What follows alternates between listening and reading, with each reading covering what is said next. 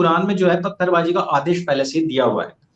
तो जिन्होंने पहले ही पत्थरबाजी का आदेश अपनी सबसे पवित्र पुस्तक के अंदर दे रखा हो, तो दोनों चीजों के ऊपर सवाल उठता है। उस किताब की क्रेडिबिलिटी के ऊपर भी कि वो कितनी मानवता के पक्ष में है, वो कितनी ज्यादा उसमें ह्यूमैनिटी है, यहीं से पता लग जाता है।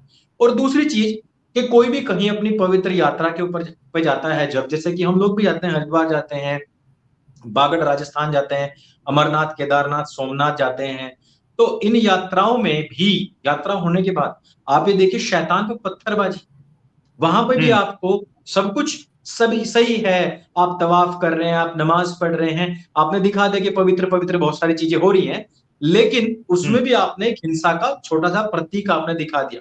वही कश्मीर से लेकर दिल्ली और कन्याकुमारी तक वही पत्थरबाजी हो रही है। जी। असल में जो आप वो शैतान को पत्थर मारने का जो बोल रहे हो, कंकड़ियां मारने का, वो हज का एक अहकाम है और वो हदीसों में आता है। लेकिन अगर आप कुरान की बात करें तो कुरान में एक सूरह तौबा है, चैप्टर नंबर 9, उसकी आप अगर आयत नंबर 29 देखो तो उसमें साफ साफ लिखा हुआ है कि जो अल्लाह और उसके अल्लाह और आखिरत के दिन पे ईमान नहीं लाते और मजहब इस्लाम को फॉलो नहीं करते, आप उनसे लड़ाई करो यहाँ तक कि वो जलील होकर जिजिया दे। यार मुझे अंकुर भाई एक बात बताओ कि ये क्या तरीका है कि एक औरत अगर किसी शहर की, किसी मुल्क की अगर वो हुक्मरान हो, ठीक है, या प्राइम मिनिस्टर हो, प्रेसिडेंट हो, तो वो नेशन कभी आगे नहीं बढ़ेगा, कामयाब नहीं होगा। ये कितनी हकीकत है ये बात? क्या हमारे देश में फीमेल प्राइम मिनिस्टर हुई है कि नहीं हुई है? क्या हमारे देश के अलावा आज जो मौजूदा जो दुनिया में कई सारे मुल्क है उसमें से फीमेल प्रेसिडेंट है या नहीं है? अब जर्मन की है जो चांसलर है, और उन्होंने इन कबीलाई लोगों के दिमाग में दर्द भी कर रखा है, तो हो सकता है उस टाइम भी कोई रही होगी कि जिसकी वजह से बता दिया गया कि ये पवित्र किताब है, और उसका बहिष्कार कराने के लिए उसमें वो लाइनें लिख दी गई होंगी।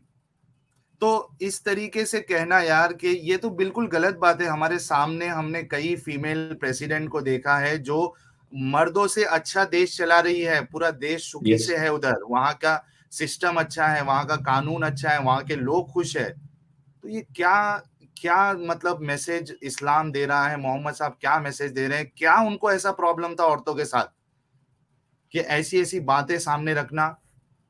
अब देखिए इसके बाद हम जाते हैं जी, अब ये बहुत बड़ी खतरनाक हदीस ये है। तो मैं आपसे ही पूछूंगा ना, वो तो आप बताओगे कि उनके जीवन में ऐसी क्या क्या घटनाएं हुई हैं कि जिनकी वजह से उनको महिलाओं से इतनी दिक्कत हुई है।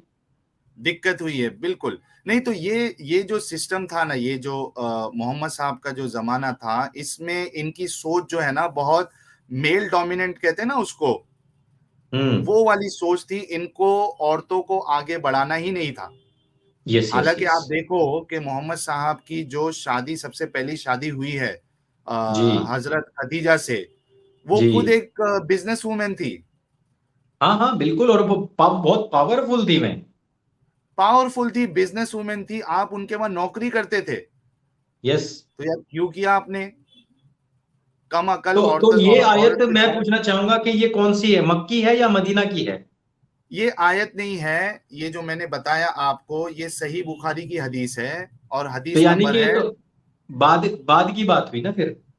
नहीं नहीं, बात की बात नहीं है, ये मोहम्मद साहब के जमाने की बात चल रही है। ये जितनी बातें हैं जो हदीसों में आती है, ये मोहम्मद साहब इसका की हम टाइम जिंदगी पीरियड अगर बताती है। निकाल सकते हैं तो क्या हो सकता है, वो मक्का ही है ये या मदीना ही हो सकती है ये? अब इसमें तो ये जो जंगे जमल है वो हमको देखना पड़ेगा, क्योंकि इसमें बैटल ऑफ जमल की बात हो रही है।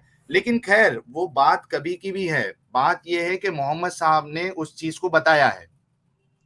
वो हाँ, बस मक्का है। इसमें मैं एक छोटी सी बात, फिर आप अपना आगे बढ़ जाना। जी। मैं मेरा कहने का अर्थ ये था, क्योंकि जो मक्का की जो आयतें हैं वो बहुत सोफिस्टिकेटेड लैंग्वेज में है, और मतलब बहुत अच्छी चीजें हैं।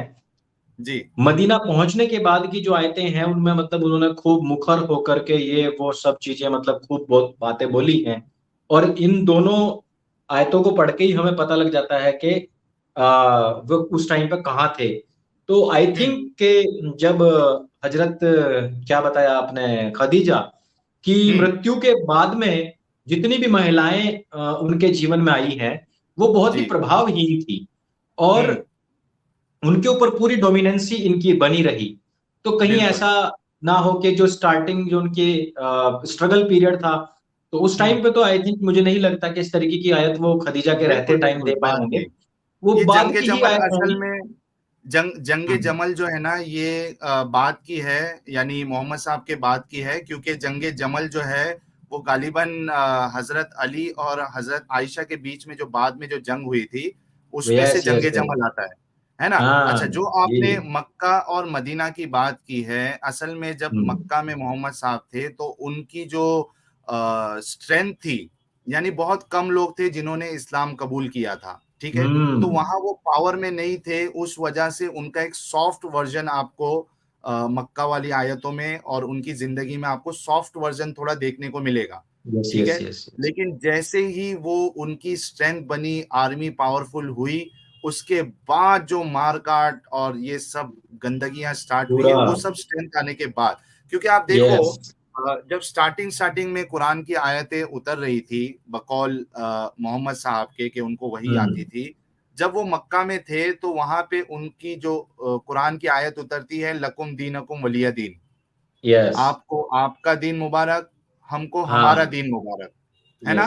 क्योंकि वहां पे उनके पास ऑप्शन नहीं था, उनको पावर में यानी उनसे लड़कर जीतने का ऑप्शन नहीं था, तो वहां पे सॉफ्ट वर्जन था कि ठीक है, आपको अपना दिन फॉलो करने का है तो आप वो करिए और हमको हमारा दिन फॉलो करने दीजिए, ठीक है। इसी तरीके से सूरह बकरा की आयत है ला इकराहा फिद दीन, दीन में कोई जबरदस्ती नहीं, और यही आयत जो है वो कई सारे हिंदुस्तान के उलमा आपको बताएंगे, ठीक है। बाहर के अरब के उलमा ये सब आयत कभी कोट नहीं करेंगे, क्योंकि उनको मालूम है कि ये आयत जो है वो एब्रोगेट हो चुकी है, मनसूख हो चुकी है, ठीक है ना, कि ला इकराहा फिद दीन। ये कई सारे मुसलमानों को ये जो उलमा है ये ऐसा चूरन देते हैं इस आयत का, जैसे कि उनको लगता है यार इस्लाम में तो कोई जबरदस्ती है नहीं, आप अपना दीन फॉलो करिए, इस्लाम में आना कोई जबरदस्ती नहीं है। लेकिन जैसे ही वो मदीना में उनकी स्ट्रेंथ बढ़ते गई और जो सबसे आखिरी सूरा जो नाजिल हुई सूरह तौबा, उसमें आपको मिलेगा जो मैंने सबसे पहली जो आपको बताया कि जहां काफिर मिले, मुशरिक मिले, उनको मार दो, और अगर वो अल्लाह का दीन कबूल नहीं करते हैं तो उनसे लड़ाई करो जब तक कि वो जलील होके जिजिया ना दे। आप समझ रहे? तो ये एक बात जो है वो लोगों को भी समझ में आ गई होगी कि मक्का और मदीना में इतना कॉन्ट्रास्ट क्यों है, यानी इतना डिफरेंस क्यों है, ठीक है। वहां पावर नहीं थी और यहाँ पावर है।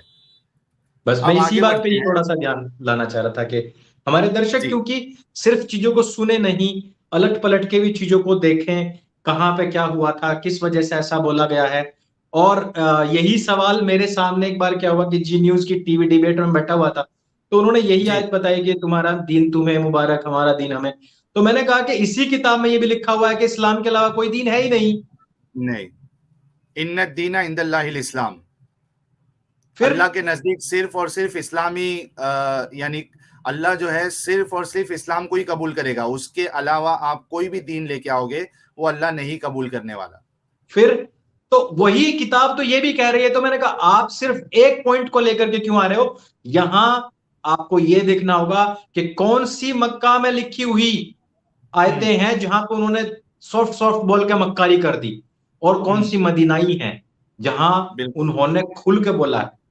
और इसी चीज से पता लग जाता है कि आपके सर्कमस्टांसिस के साथ साथ आपका ईगो, आपकी पावर और आपकी डोमिनेंसी बढ़ती चली जाती है। वो कहीं दूसरी दुनिया से आई हुई, आसमान से या सातवें आसमान से उतरी हुई नहीं, बल्कि आपके सर्कमस्टांसिस के अनुसार बदली हुई है, लिखी हुई है। तो मैंने जब वो बात कही तो वो अपना डिबेट छोड़कर भाग लिए।